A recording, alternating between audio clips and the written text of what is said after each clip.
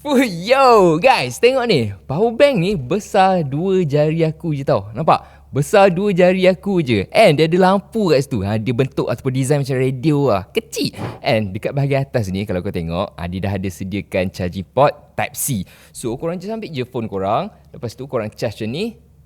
Nampak? Dia dah charge dah. Kecil sangat-sangat. Kalau dekat bahagian belakang ni, korang tengok, dia ada stand juga tau. So, korang boleh dirikan phone korang macam ni, sambil charge. Korang nak main phone ke, ataupun korang nak buat macam ni pun boleh juga, sambil tengok movie pun boleh. Dan bukan tu je, kalau korang tengok kat sini, dia punya kabel kan. Bukan kabel biasa tau. Dia ada dua kabel yang berbeza kat situ. Yang Lightning and yang Type-C punya. So nak cucuk kat mana kabel ni?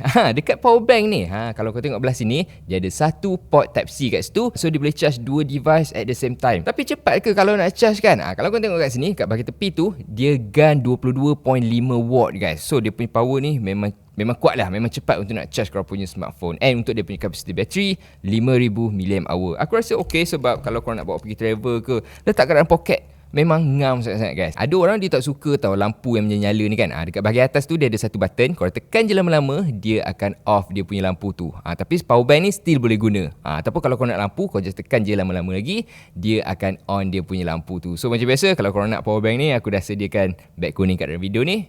Tekan je kat situ.